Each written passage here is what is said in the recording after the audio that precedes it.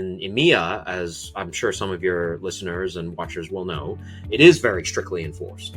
And the one that you'll hear a lot is GDPR, and GDPR stands for the General Data Protection Regulation. It replaced a previous directive called the Data Protection Directive, and it is stringently enforced. You can't be SOC 2 Type 2 compliant and then never keep it up. We do it annually to ensure that we're compliant with SOC 2 Type 2. These are the sorts of things you want to hear from a vendor in terms of being both compliant, secure in storage, right? And ensuring that you can reach out to EMEA prospects with no fear that you're in foul of the law or in any kind of regulation whatsoever. All right. Hey, everyone. Welcome to the second episode of our thought leadership series of iQ² with the man, the myth, the legend, Nathan Creswell. Nathan, why don't you give us a quick update and intro on who you are, what you're doing, and what you love doing. Give us a little bit of personal facts too, because it's always interesting. Sure. And let's kick into the topic at hand, which is the taming of two data worlds. North America versus EMEA. Why is it difficult? Why is it not difficult? Why is everybody looking to expand there? And why are they having trouble? Okay, Before fantastic. we get into that, Nathan, give us the rundown of who you are. Yeah, so Nathan Creswell, head of product. If your listeners are watching me, welcome to my beautiful basement office. It's as pretty as it looks. It's gorgeous. So I've been with LeadIQ for about a year and a half now, and I'm the head of product at LeadIQ. I love all things product, technology product, SaaS product. So that's really me. Bit of personal information. I live in the Bay Area. I have a 9-year-old son and a 7-year-old daughter. And I love living in Redwood City. It is my hometown. And if I was allowed to change my background, you would see a background that says Redwood City. So. Yeah, fun fact. Anywhere, you always know where Nathan is in the world because of his Zoom background. So There's no guessing there. Yeah. But moving forward, right, the reason why we want to kind of have a conversation around EMEA data is it's coming up a lot more with not only our prospects, our customers, but even our partners. There is this move happening, not only in the industry, but when it comes to businesses as they look to expand. The natural expansion of a lot of US-based businesses is into EMEA, right? UK, Ireland, those seem to be next steps to see if the business can work overseas. And the start to a lot of these, endeavors or go-to-market strategies starts with, hey, can I have a conversation with anybody in the UK or in EMEA to see if my product can fit? And so contact data or data in itself in EMEA is extremely important. So the reason why this topic is coming up is because people are asking for it. And I wanted to see and kind of start with the topic of why is this a problem, Nathan? Why are we running into this issue? Yeah, so we kind of have to roll back and compare the two different regions. So they're very, very different in terms of their privacy laws and their stringency as it relates to privacy laws. So, for example, the United States has a federal do not call list, okay? I am on that list, and I still get calls. So that tells you something about how that list is viewed in terms of respecting it. Okay, and how much it's enforced.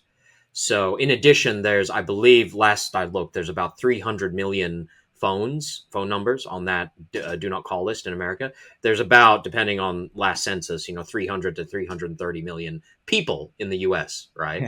So that also tells you something, right? Not every single person in the US from age 0 to age 99 has a cell phone number, right? So that tells you something is very suspect about the quality of that list in addition, okay? So, that's not to say that the U.S. doesn't have privacy laws. They do, but they're just generally enforced in a much weaker fashion, right? There's much more protection for, companies and business and those sort of things than there is for individual privacy, I will say, okay? So that's the kind of U.S. situation. In EMEA, as I'm sure some of your listeners and watchers will know, it is very strictly enforced. And the one that you'll hear a lot is GDPR, and GDPR stands for the General Data Protection Regulation. It replaced a previous directive called the Data Protection Directive, and it is stringently enforced. Companies get significant fines. You sometimes hear about it even in the news, how big tech gets fined by EMEA, right, by the EU for Google, for example, or antitrust or all that, right? So EMEA is just has a much different approach to privacy, much stricter protection for the right to not be contacted, the right to own your data, the right to take your data with you, the right to be deleted, right? So they just are much more stringent about enforcing that, giving fines to companies that violate that. And it's just a very different regulatory framework that exists between the two different regions. Do you think the driver of that is typically the culture associated with that? Like, it was there an event in the past that actually forced folks to be like in EMEA to be like, hey, we don't want to give any more of this data out, right? And this is just a general statement or question. I mean, I don't know if it was a particular event. I mean, I think the EU has generally just been more about, uh, restricting company overreach, restricting capitalist businesses from misusing things, or Mhm. doing things that they should not be allowed to do, whether that's merging with another company or, an antitrust, or whether contacting someone that doesn't want to be contacted. Right. So Yeah. I don't know if it was really a particular event, but it's just the different nature of the two regions and the two different even social and government society, the way they think about companies and what companies should and shouldn't be allowed to do. Yeah, and so I appreciate you giving us a background on what GDPR is, because I know a lot of folks, including myself in the past, always used to say it but didn't know what it really actually meant. So hopefully somebody gained some knowledge there. When it comes to GDPR, how does it specifically work? Is it can someone be contacted if there is some sort of legitimate interest, or do they have to fully consent? Like, well, how is that process evolved? Yeah. So generally speaking, I mean, we don't have time. The GDPR is a significant piece of legislation. So in this little podcast, we're not going to have time to go over the all the elements of GDPR, right? But at a very high level, it talks about certain rights that an individual has. That's what I referenced earlier. The right to be deleted, the right to be forgotten, the right to own your data. Right. It really talks about that. And the spirit of it is that if you do not want to be contacted, you should not be contacted. That's the spirit, I would say, of the framework. But it is a very complex regulatory and legal framework, right? But those are the broad strokes. And so, what I would say is that LeadIQ is compliant with GDPR, full stop. Right. So we have many mechanisms to ensure that. So, for example, we abide by country specific do not call lists within EMEA. If you are on the do not call list in France or whatever country that we're talking about that we support, you will not see them in our system to be able to call. Right. That's very important. Okay, that we respect the do not call list. So that's kind of step one. Right. We also have an idea of suppression lists. So even if you're not on the do not call list, if you specifically request, and we do have to verify that you are requesting, we have to verify that it's you that's requesting it, right? You can't do it really on behalf of someone. We got to know that it's you that wants this. So you can specifically request, and we will delete your data from our system. Okay, so that's the other way that we remain compliant. Okay, so there's other things to talk about in terms of data storage and things like that, but in general, we make sure that if you do want to be, and this can be country by country even within EU, right? If you want to be forgotten or you don't want to be seen as a person being contacted, we allow you to do that, right? You just need to sign up for your country's do not call list or email us and we will remove you from our list. It's as simple as that. Right? Is there a difference between a do not call list, which is typically DNC, versus a suppression list, or is there overlap? More in the sense of deletion of data, I would say. Suppression list really means, I do not want you to. I may or may not be on the do not call list, but regardless of that, I just want you. I want to be out of your system, right? Okay.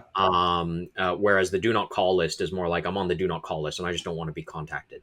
So Yeah. Okay. Good to know. So suppression list is like it can be adapted, it can grow. It's not on the general mandate or ledger of like DNC, do not Yeah, contact. So it's yeah, that's kind right. of good for me to know.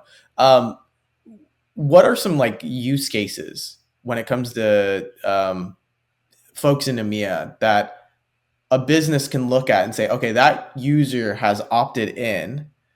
Now I can reach out and have a conversation with them.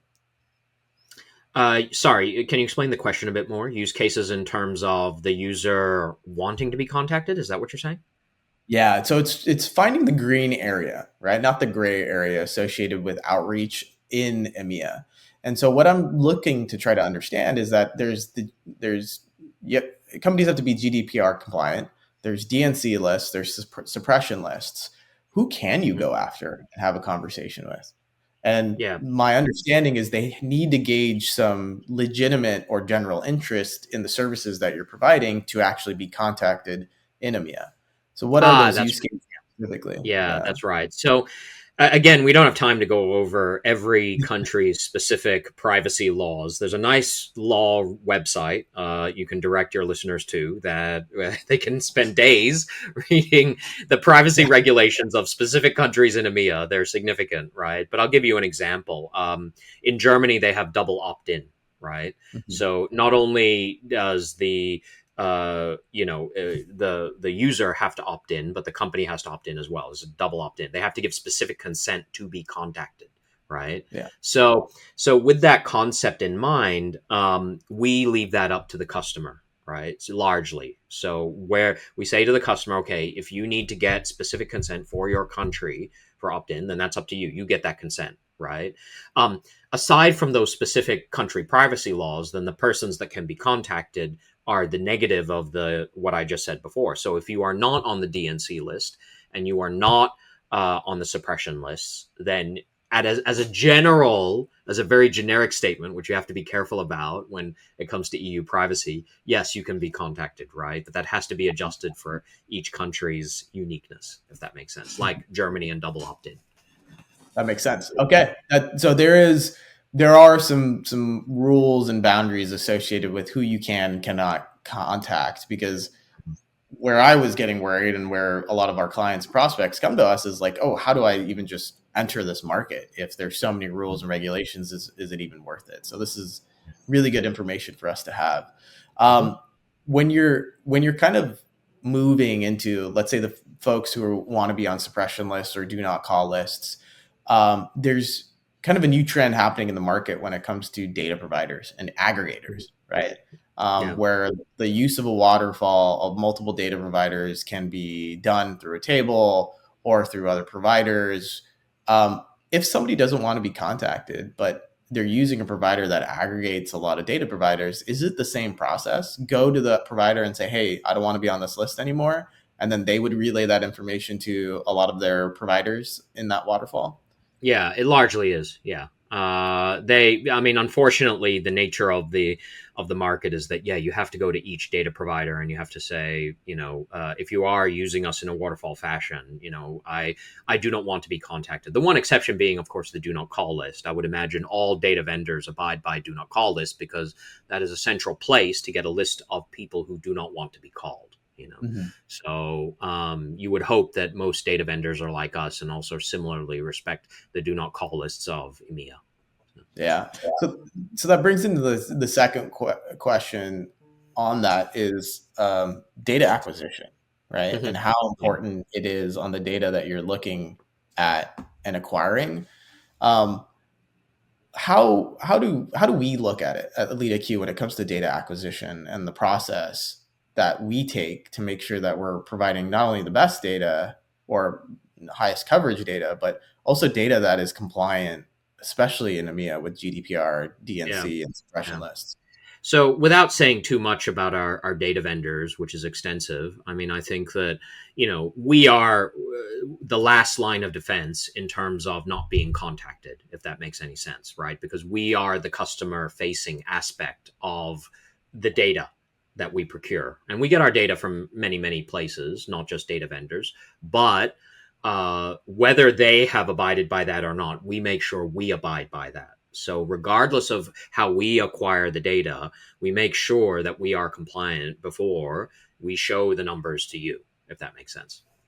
Yeah, and I love that, right? So it's another layer of not only cleansing, cleaning, but making sure that we're all compliant, so that our users are good, or operating in the best fashion. Hmm. The other thing, which is really quite interesting, and we talk about quite a bit, is we have the buy request feature, which Hmm. seems to only be specific to EMEA. Is that correct? Could you give us a little background on why buy request even exists for people prospecting in EMEA for Sorry, LeadIQ? by request, you mean premium search? Correct. Yeah. Yeah. So really, so really, in order to call to get data in EMEA, right, we call in real time various vendors, right. So we ensure that that's in a mechanism that has been researched and approved by our data quality team. We have an extensive data engineering team, and they have done the assessment of what to call when for how precisely, if that makes any sense, right. Mhm. So there's a lot of rigor to it, right. So, and because it's in real time, you don't want to be calling that, too often. So it's really, at least in our Chrome extension, it's by when it doesn't exist, right? But we're moving to a world more and more in the product where that will be called automatically, and you will not even need to do it by request. So that's actually changing, right? And that same kind of thinking in terms of our premium search feature to go get these numbers will be expressed in all of our product lines. We are on a path. It's currently exposed in track. It's going to be exposed in refresh. It will be in bulk capture and web search. So it will be everywhere, right? But where we started was our Chrome extension and by request. But I think by request will very soon, as in in a quarter or so, not be the case anymore. It will just be there, and you will get the best EMEA phone numbers that can possibly you can get that is compliant. What's the SLA again on the premium search request? It's currently, I believe, it's within certain within a few seconds, I think. So Oh, perfect. So just to summarize, and this is an amazing product or feature. If you're prospecting into EMEA and the contact data is not there, there is a premium search feature where it will ping out to other data providers to identify the mobile phone number for that contact real time as people yes, are that's going. right. So as Nathan kind of That's right. mentioned, it takes a few seconds. Right. The reason, and this is only implemented for EMEA, is that correct? Right. And sorry, I got a bit distracted by a phone call that I that just came on my phone. Oh, I busy apologize. man, I like Uh, it. Actually, sorry. So because I got a bit distracted, it's actually more in the range of minutes. It's a few minutes. Sorry. So yeah. Yeah. Not, and I think minutes to getting a number that you didn't have before to a number that you have now, I think is pretty ideal. The Yeah. reason why we had to implement that for EMEA is why, again? Mainly because in obtaining these phone numbers, it comes from various vendors that we use, right? So we have to call out in real time for this data, if that makes sense. Yeah. So it's a process where we invest and grow the database depending on the ICPs that our users are real time prospecting. Yeah, exactly. And I will say that I would need to go back to engineering to get the latest on terms of seconds and minutes. Right, they're constantly doing analysis on how fast it can be. So we are getting it down more and more because we need to expose it in other areas of our product lines where you may have to process bulk amounts of data getting those phone numbers, right. So we are getting that down, but it's an ongoing area of improvement always. So. Yeah, and for all our data nerds out here who are super and hyper interested in the EMEA versus North America, my next question, not to keep you guys strung along, is could you give us a little bit of the history on, there was an assumption where you needed to create some localized data in EMEA to be compliant, but that's not necessarily the case anymore, where US based companies can host That's EMEA right. data locally. Could you explain that a bit more to Yeah. us, and why is that important? Yeah, data storage used to be a big deal. Like you had to have a server in Germany to store the data locally. That's no longer the case with GDPR. There was a recent amendment to the GDPR regulations, and so what tends to happen is when you become a customer of LeadIQ, you sign a data processing agreement, a DPA, and within that data processing agreement, it gives the right to store that data within U.S. servers. So it's not as stringent as say 5 to 10 years ago when they said no, no, no, you've got to keep the data within EU geographical boundaries. Amazing. Okay, so that should be not even an issue for anybody that's looking to expand or anybody that's looking to procure any kind of data vendor out there is where the data is stored and localized or where it's stored right now. So if it's in a US based data storage, then it shouldn't be an issue. They're compliant. Yeah, yeah, Cool. that's right. Beautiful. I know we've only touched probably scratched the surface on anything EMEA versus North America, right? Could you summarize if I was a customer and I'm looking to expand into EMEA, what are the top items I should think about when it comes to procuring a data vendor and how Yeah, they are absolutely. compliant? So, aside from everything that I've said before, make sure they respect the DNC call list, which we do. Make sure they have a way to opt out, which we do, suppression lists, right? We've taught you want to be sure that they're certified, that they have the certifications. We use AWS for our infrastructure, and we're SOC 2 Type 2 compliant, which is largely an American, obviously, certification, but it's largely equivalent with ISO certification. A lot of EU divisions or a lot of EU companies will ask for ISO certification. So, although we don't claim to have ISO certification, right, we are aligned with ISO standards, right, through our SOC 2 Type 2 compliance. Okay. Some of our you want to be sure that a vendor has information security measures in place. So you want to be sure that you have encryption in transit and at rest, right? Which we both have. You want to be sure you have good key management. You want to be sure that you have strong role-based access control. So we have all sorts of things around groups and locking down certain things depending on your group that you are a part of, right? In our prospector product that you can control. Okay. Um, if there you need to ensure that your company has a data breach incident response plan, right? What are you going to do if you do get breached, right? Even the best companies can sometimes get breached, and so you need to be sure that you have a plan in place to deal with that. You need to be ensure that you notify that do have a legal obligation to notify if you do have a breach, and you need to ensure that you have regular audits and certifications. You can't be SOC 2 Type 2 compliant and then never keep it up.